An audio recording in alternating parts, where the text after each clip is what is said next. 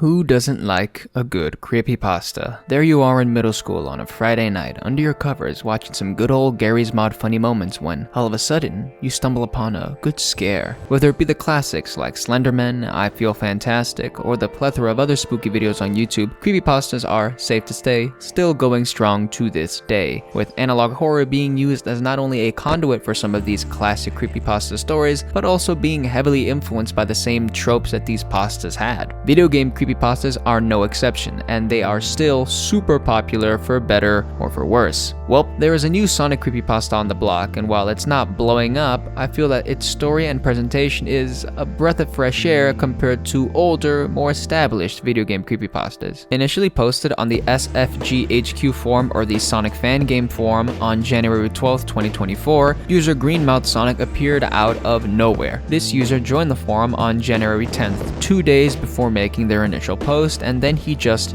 disappeared right after. YouTube user SquishyBox would be the first to post this game in its full completion. Since then, Twitter and other accounts would help boost this game's popularity to solve the mystery, and boy, is there a mystery. Before we get into the nitty-gritty, let's actually step into the world of Green Mountain. This creepypasta is playable.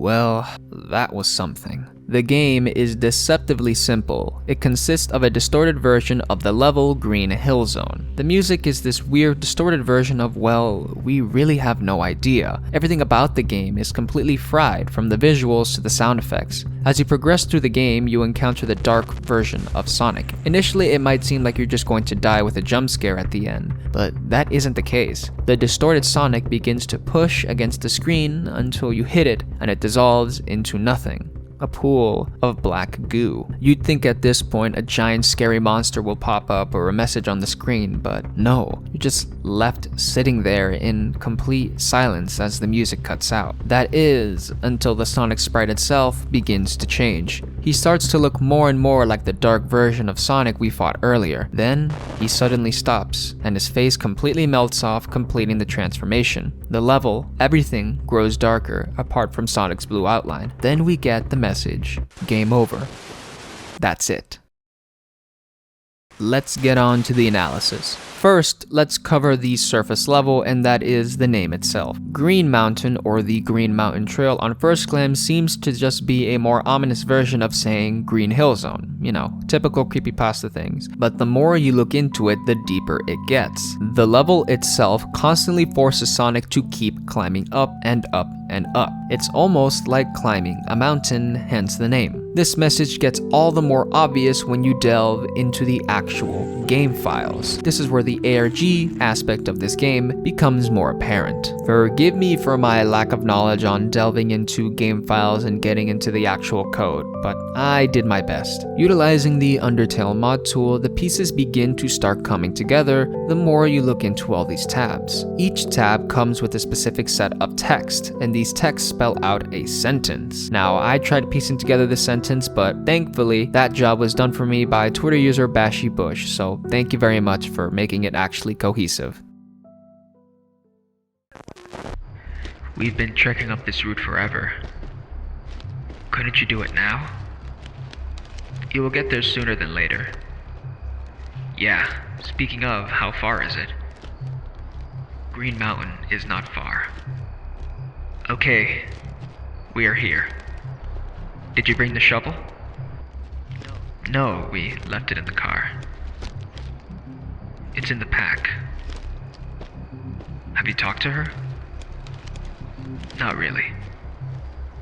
Why not? I don't want to talk. Why? I'm exhausted as it is. I'll set stuff up at the clearing. Do you already need to go? No, but I needed to mark something.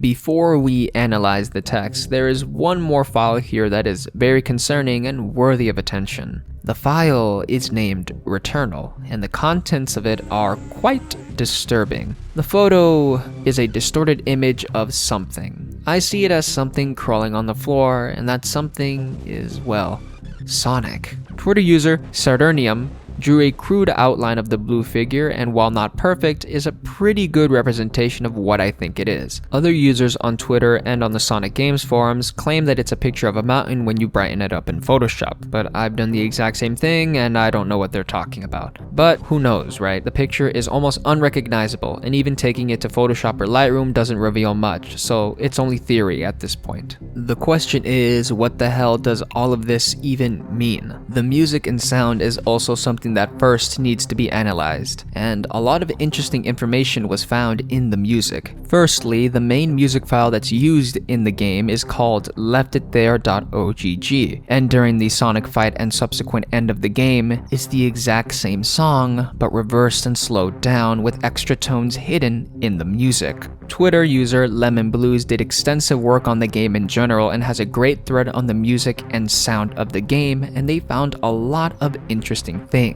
I don't want to steal their thunder, so I'll link all of their posts here if you want a super deep analysis or you want to jump on the hunt as well, but it really does add a lot more dimension to the horror. In summary, there are several sound effects in the main soundtrack that seem to reference the number 811, which according to national law is the number you need to call before beginning a digging project. If you remember the dialogue, they mention a shovel and a possible burial, so who knows. This is a fairly new creepypasta/ARG, so information is scarce, but putting together the basic pieces, you can come up with a short, albeit rough analysis as to what is going on. So the text, if you notice, it's written like a dialogue between two people. Considering there is mention of a shovel, it could be assumed that both of these people are going to bury or dig something up at the Green Mountain. Considering the fact that one of the individuals is afraid to talk to a specific her mentioned, it more likely seems that they're going to bury something rather than dig it up. The channel Madzilla has already covered a lot of this information, and he managed to actually get a good look at the entire map of the game through the mod tool that I'm using. I'm not really sure how to do that, and I've looked around on Reddit and on forums, but no dice, so I'm going to be using his footage for this. When you zoom out and look closely, the level is designed like a big mountain.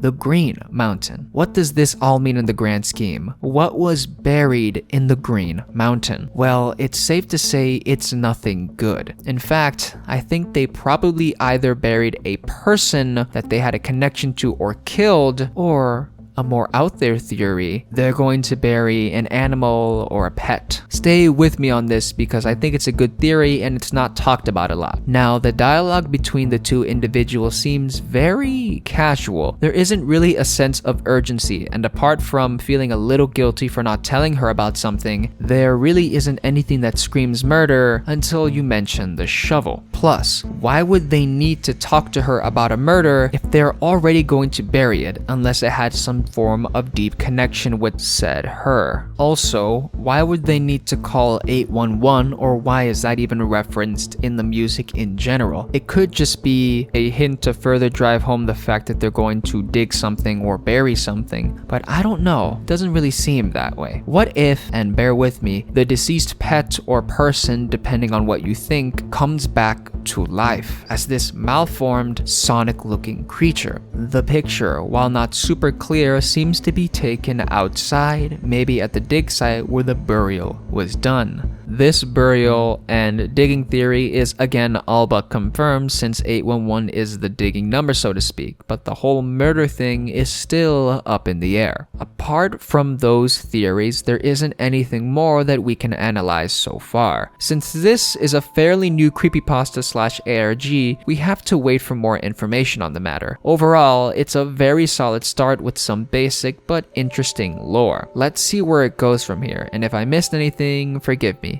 It's my first time covering an ARG or any horror content in general. So yeah, I hope you enjoyed this change of pace per se. See you guys later.